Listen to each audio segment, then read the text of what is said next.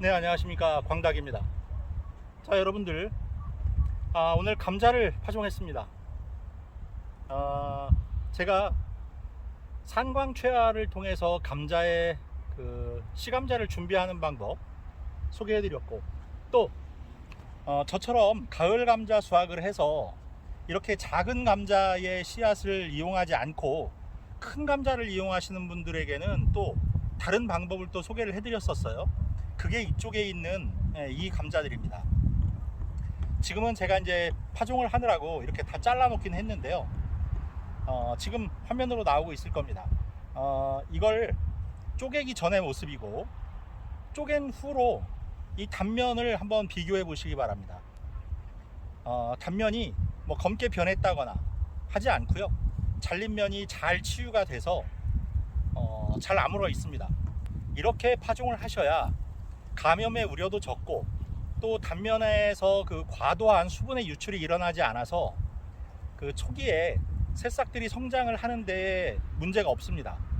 과도하게 수분을 잃어버리게 되면 뿌리가 나오기 전까지는 어쨌든 이 감자는 이 씨감자 안에 들어있는 수분과 양분을 사용해서 싹을 키워야 하기 때문에 만약에 과도한 수분의 유출이 있을 시에는 문제가 될 수 있습니다. 그래서 제가 3분의 2만 잘라서 완전히 절단하지 않은 상태로 산광최화를 시켜야 상처의 회복도 되고 또 수분 유출도 일어나지 않는다라고 말씀을 드렸는데, 아직까지 시감자를 준비하지 않으신 분이라면 꼭 제 영상 참고하셔서 그 방법대로 하시기 바랍니다. 지금 화면 여러분들 보시기에 우측 상단으로 자막이 나가고 있을 거예요. 그 자막을 클릭하시면 이 감자를, 통감자를 만약에 시감자를 이용하실 분들, 감자 씨앗 준비하실 때 어떻게 하는 게 좋은지 제가 영상 첨부해 드렸으니까 그걸 누르시면 그쪽으로 이동해서 확인하실 수 있습니다.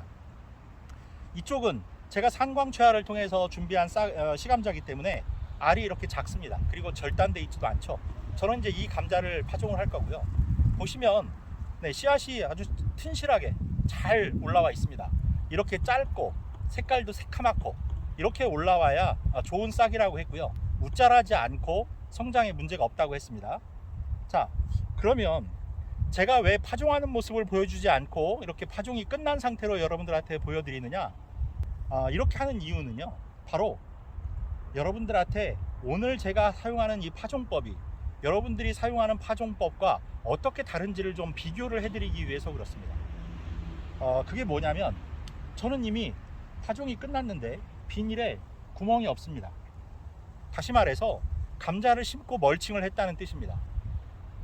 그러면 감자가 어떻게 싹이 올라오냐고요? 자, 오늘 내용 한번 잘 보시고요. 이 방법이 좋다고 생각하시는 분들은 올 감자 재배를 저와 같은 방법으로 한번 해보시기 바랍니다. 저는 지금 10년 넘게 이 방법으로 파종을 해서 잘 기르고 동해도 입지 않고 그렇게 기르고 있습니다.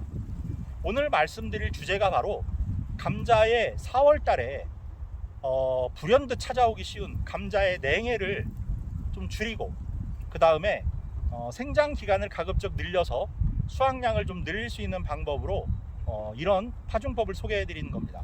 그러니까 오늘 내용 잘 확인하시기 바랍니다. 감자의 파종 시기는 보통 3월 중순에 시작해서 4월 초까지 진행됩니다. 그런데 우리나라는 6월 중순에서 말경에 장마가 시작됩니다. 그래서 우리나라에서 파종하는 감자들은 주로 조생종 감자를 많이 파종합니다.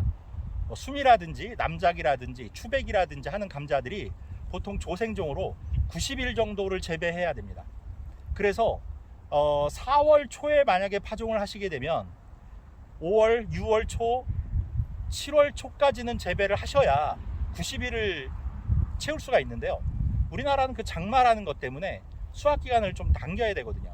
그래서 6월 중순이나 말경에 보통 수확을 하시는데, 그것도 또 모릅니다. 장마가 언제 오는지에 따라서 결정이 달라지기 때문에 이건 좀 뒤에 수확을 하는 건 좀 시기는 복불복입니다.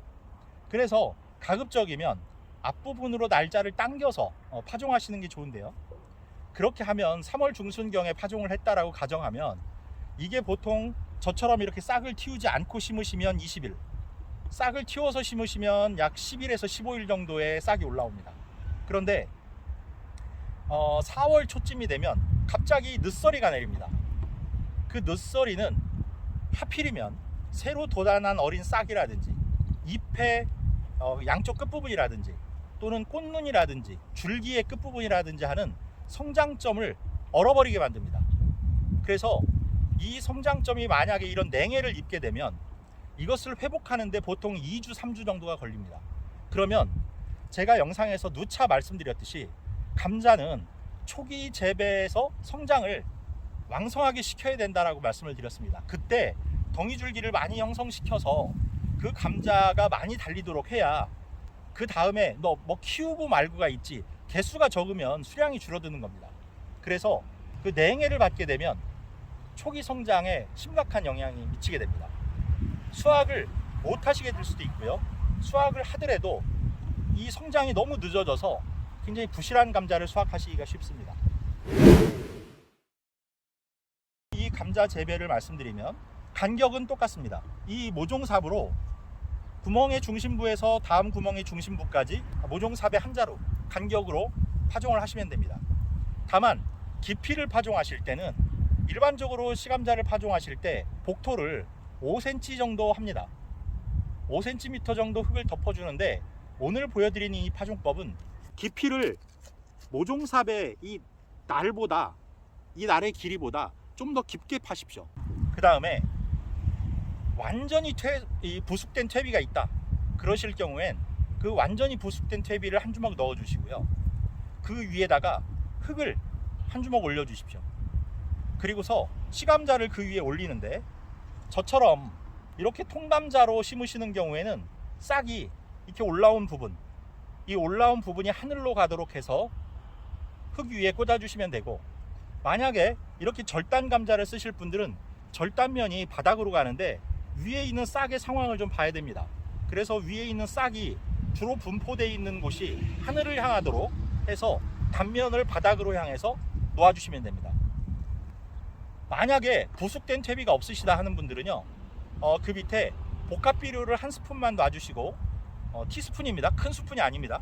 한 스푼만 놔주시고 흙을 한 주먹 놔주신 상태에서 이 감자를 올려주십시오. 자, 그리고서 그 위에 흙을 5cm가량 복토를 하는 겁니다. 그리고서 그 위에 역시 한 5cm 정도의 공간이 남도록 복토를 해서 홈을 만들어 주시는 겁니다.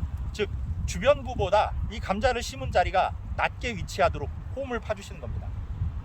그렇게 하면 어떤 점이 좋길래 그런 파종법을 사용하냐면, 그 홈으로부터 싹이 올라오기 시작했을 때 위에 있는 비닐을, 나중에 이제 비닐 멀칭을 하게 되면 그 위에 있는 비닐까지의 공간이 확보가 됩니다. 그러면 이 감자 싹이 차가운 공기에 노출되지 않고 그만큼의 성장할 시간적 여유를 확보하게 됩니다. 이 안에서 일주일가량을 있을 수가 있어요. 그러면 그 냉해를 피해갈 수 있는 시간적 여유가 생기는 겁니다. 하지만 뭐 냉해라는 것이 갑자기 찾아올 수도 있는 거니까요. 4월 중순이나 뭐 말에도 찾아올 수 있는 거니까 그런 경우에는 어쩔 수가 없이 부직포를 덮어주시면 됩니다. 이거 냉해라는 것이 갑자기 차가워진 공기 때문에 이 더운 공기가 갑자기 식으면서 이 어린 싹이나 꽃눈, 감자의 싹 부분에 습기가 맺히면서 그것이 어는 거거든요.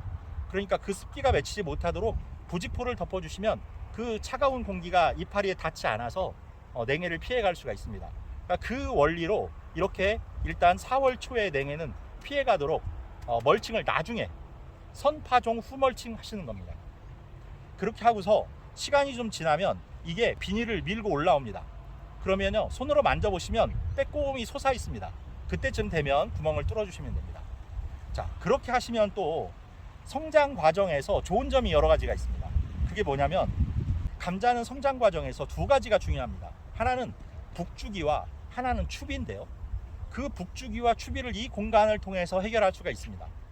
다시 말해서 감자가 어느 정도 자라서 한 10cm 정도 자랐다 할 경우에 거기에 거름 한 주먹과 흙을 올려주시면 북주기 효과와 추비 효과를 동시에 보실 수가 있습니다. 그러고 나서 거기에 이제 물을 주실 때도 마찬가지입니다. 물을 주실 때도 이 홈을 이용하시면요, 보통 감자처럼 이렇게 외줄 재배를 하실 때는 물을 주면 양쪽으로 흘러내립니다. 특히 비닐 멀칭을 한 경우에는 물이 들어가기가 더더욱 어려운 조건입니다. 그렇기 때문에 그 홈에다가만 물을 주시면요, 물의 낭비가 없이 그대로 땅속으로 흡수가 돼서 수분 관리에도 되게 도움이 됩니다.